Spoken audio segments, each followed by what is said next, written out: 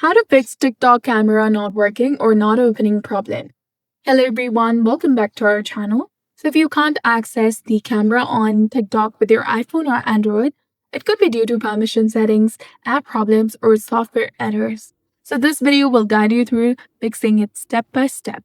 First of all, you need to ensure that you have the stable, strong, and reliable Wi-Fi or internet connection.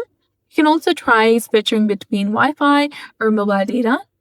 Then after clean your camera lens with a soft brush or cloth. If that does not work, here are some tips or advanced solutions. Go ahead and open your settings on your phone. Then simply go ahead and search for camera.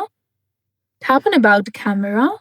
Then from this page, make sure that you have enabled the option of high efficiency pictures and then high video stabilization and auto HDR and other important settings that you prefer. And try taking a picture. If it works, your hardware is fine. If not, there is likely a hardware problem.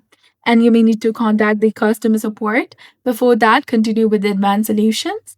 So for that, you need to go ahead and tap and hold onto this TikTok application.